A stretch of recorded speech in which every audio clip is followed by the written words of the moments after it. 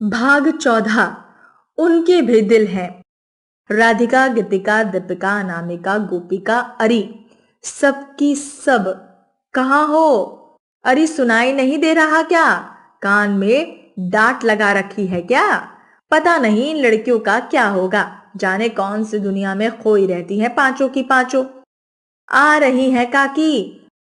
पांचों बहनें एक साथ आकर खड़ी हो गई। क्या बात है काकी? कोई काम है क्या? आसमान सर पर क्यों उठा रखा है? हे भगवान, तुम सबको इकट्ठा आने को किसने कहा था? मैंने तो किसी एक को बुलाया था, पर काकी आपने तो पांचों का नाम पुकारे थे। अरे, रे रे रे, मैं बुलाना तो एक ही को चाहती थी, पर कंफ्यूजन की वजह से पांचों के नाम इकट्ठे बोल दिए। ठीक है काकी, कहिए, हम में से किससे काम है? इतना बोलने की क्या जरूरत है? कोई सी भी जाकर अपनी माँ को बुला लाओ। कह देना इंदिरा काकी बड़की के लिए रिश्ता लाई है।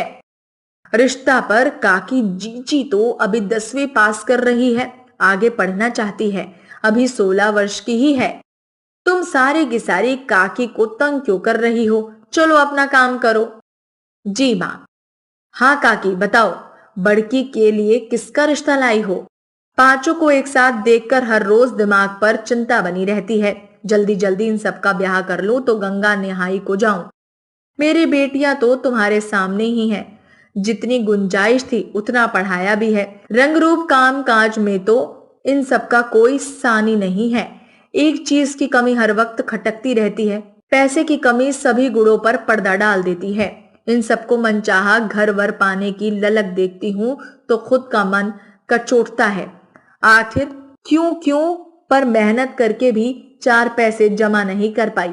आज हाथ में खुला पैसा होता तो अपनी लड़कियों के लिए बढ़िया लड़के ढूंढती।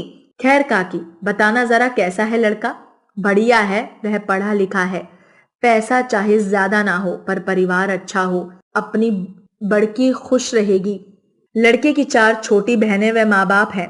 जिम्मेदारी तो हमेशा रहेगी, पर अगले दहेज भी तो नहीं मांग रहे। जो तुम प्यार से दोगी वो ले लेंगे बेचारे। अच्छा काकी, हमारी तरफ से रिश्ता पक्का समझो।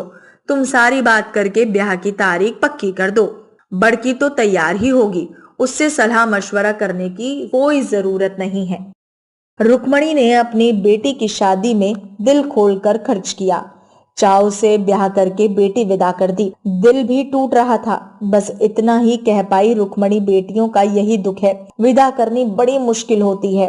विदा ना करो तो मुश्किल, घर भी खाली पेट भी खाली। जाने कैसी रहेगी, कैसे रखेगी मेरे जिगर के टुकड़े को, कैसे रम पाएगी नए माहौल में। सुबकते सुबकते रुक्मणी घर के भीतर आ गई। किसी भी काम में मन नहीं लग रहा था। चिड़िया सी चहकती बहकी बहनों के साथ मिलकर कब सारे घर का काम समेट लेती थी पता भी नहीं चलता था। छोटा सा घर, मात्र 2 कमरे। एक कमरे में आए हुए रिश्तेदार एक दूसरे पर लुढ़के हुए इस प्रकार सो रहे थे कि किसका हाथ पैर सर है अनुमान लगाना असंभव है। किसी कोने में झूठे बर्तनों में पड़े खाने पर भिनभिनाती मक्खियां, कहीं चाय फैली हुई थी। चिपचिपाहट इतनी ज्यादा मानो चिपकाने के पदार्थ को बाल्टी भर कर उड़ेल दिया हो। कुछ अपना सामान समेटने में लग रहे थे। रुक्मणी रिश्तेदार को, पहचानने वालों को मिठाई, भाजी, कपड़ा, उपहार आदि देकर विदा कर रही थी। टेंट, बर्तन, लाइट, बिस्तर वाले भी अपना सामान समेट रहे थे। यहाँ का काम समेटकर दूसरे स्थान पर काम जमाना था। मात्र 2-3 घंटों के उत्सव के लिए तैयारी करने में महीनों और बाद का काम समेटने में हफ्ता लग ही जाता है। शाम ढलने तक सभी रिश्तेदार, काम वाले, सामान वाले तितर बितर हो गए। रुक्मणी खुद को सब कुछ हारे हुए जुआरी सा महसूस कर रही थी। पर वक्त ऐसा हकीम है जो बड़े से बड़े या छोटे से छोटे दुख पर भूल की धूल इस कद्र डाल देता है कि मानव सब कुछ पीछे छोड़कर नए जीवन की भांति काम करने में लीन हो जाता है। रुक्मणी की बेटियों के रूप में वह गुणों की चर्चा दूर दूर तक थी। बड़की की शादी को अभी 10 रोज ही हुए थे कि गीतिका के लिए एक बड़े घर का रिश्ता आया। रिश्ता लेकर आई इंदिरा काकी की खुशी देखते ही बन रही थी। उनके पिचके मुंह पर टेढ़े मेढ़े दांत स्पष्ट रूप से दिखाई दे रहे थे। वह इस कद्र खुश थी मानो कोई लॉटरी लग गई हो। अरे गीतिका की माँ, छोरे वालों के ठाट बाट के बारे में सुनेगी तो दंग रह जाएगी। उनके कामकाज करने वाले नौकर भी महारे से ज्यादा बढ़िया तरीके से रह रहे हैं। राज करेगी तेरी छोरी। इतने जोड़ी कपड़े भी नहीं होंगे हमारे पास जितने उनके पास गाड़ियां हैं। गहनों से लदकर महारानी की तरह से रहेगी गीतिका। अरे सबसे बड़ी बात तो यह है कि उन्हें दान दहेज का जरा भी लालच नहीं है। ब्याह का सारा खर्च भी छोरे वाले ही करेंगे, और क्या चाहिए। इससे पहले काकी कुछ और बोलती कि तभी गीतिका बोली, काकी थोड़ा लड़के के बारे में भी बताओ ना। मेरे सपनों का राजकुमार कैसा है? शेरों के मुंह किसने धोए हैं? छोरों के घर परिवार कमाई धमाई देखी जाती है, वो सब तो मैंने बता दिया। अब तेरी माँ से काम की बात कर लेने दे और तू जाकर अपना काम संभाल। पर काकी, जिससे मेरा विवाह होना है उसके बारे में कुछ। अब हम क्या तेरे दुश्मन हैं? जो कुछ सोचेंगे तेरे भले के लिए ही सोचेंगे। इंदिरा काकी अपनी बात पूरी करके चली गई और रुक्मणी विवाह की तैयारियों में लग गई। लड़के वालों ने तैयारी के लिए पैसे भी भेज दिए थे, पर कुमुदनी के पुष्प सी खिली रहने वाले गीतिका दिनों दिन मुरझाने लगी। उसे अपनी स्थिति बलि के बकरे जैसी लग रही थी। वो सारे सपने जो अपने होने वाले जीवन साथी के लिए देख रही थी, एक झटके में अमीरी की भेंट चढ़ गए। परिवार के सभी सदस्य स्वयं के लिए नए वस्त्र गहने जुटाने लग गए थे। घर की लिपाई पुताई व साज सज्जा देखकर रुक्मणी का मन प्रफुल्लित हो रहा था। पूरे घर में फर्नीचर, बढ़िया चादरें, पर्दे, कालीन, फूलदान और भी ना जाने क्या क्या। गीतिका की तीनों छोटी बहनें, रिश्तेदार, रुक्मणी, सगे संबंधी सभी इधर उधर भाग रहे हैं। कोई सजने संवरने, कोई कपड़े बदलने, कोई खाने पीने में व्यस्त है। विवाह की सारी तैयारियां लगभग पूरी हो गई हैं, पर गीतिका का सारा ध्यान होने वाले दूल्हे के बारे में जानने की ओर लगा था। उसके दिमाग में बार बार एक प्रश्न घूम रहा था कि आखिर किस लिए इतने अमीर लोगों ने मुझे मांग कर लिया है। मेरे परिवार के लिए इतना पैसा खर्च कर रहे हैं, जिन्हें बिना स्वार्थ एक पाई भी खर्च करना मुश्किल लगता है। उन्हें पानी की तरह पैसा बहाने में भी तकलीफ नहीं हो रही। अमीरी गरीबी के बीच की खाई जिसे पाटने के लिए युगों से अच्छे अच्छे विफल हो गए। यूं अचानक गीतिका, गीतिका, अरे गीतिका कहाँ हो? बारात के आने का समय हो गया है, जल्दी से तैयार होकर नीचे आ जाओ। तैयार? क्या दुल्हन की तरह सज संवर कर बैठ जाना ही शादी के लिए तैयार हो जाना होता है? जब तक लड़के को ना देखूं, उसके व्यवहार, शक्ल, सूरत के बारे में कुछ भी ना पता हो, उससे शादी के लिए तैयार होना कैसे संभव हो सकता है?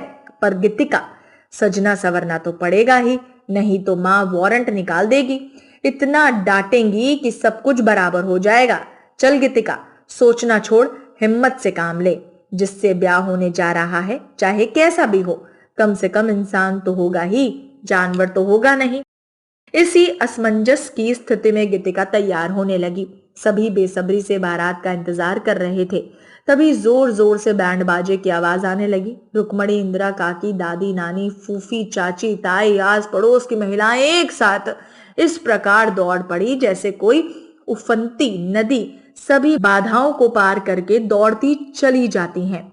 दूल्हे को देखने के उत्साह को रोकना संभव भी तो नहीं था।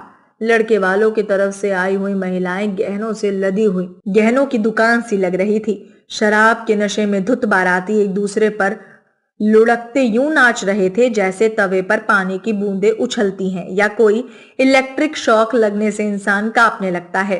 बड़ी सी चमचमाती फूलों से लदी गाड़ी में से दो ने पकड़कर दूल्हे को उतारा। दोनों पैर से हीन छोटे से गद का मोटा सा आदमी घिसटकर मंडप तक आया। पंडित जी ने कहा, मुहूर्त का समय निकला जा रहा है, वधु को ले आइए। देवी के रूप में जैसे गीतिका को रुक्मणी व बहनें लेकर आई। गीतिका ने लज्जा कर नजर उठाकर देखा। उसकी चीख निकल गई। नहीं, ऐसा नहीं हो सकता। रुक्मणी ने उसके कान में कहा, यदि तूने ज्यादा तमाशा किया तो अपनी माँ की जान से हाथ धो बैठेगी। आदमी का अच्छा बुरा क्या, राज करेगी राज।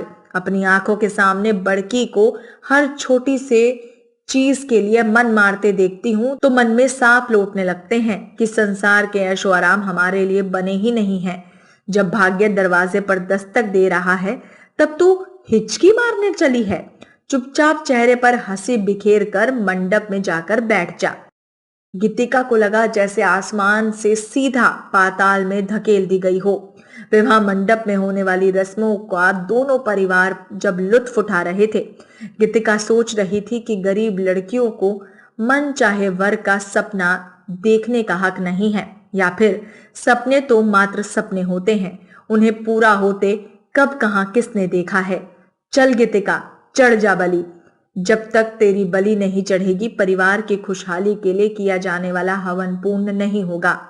अश्रुपूरित आंखों व चेहरे पर हंसी बिखेर कर मंडप की ओर बढ़ती है। भाग 15।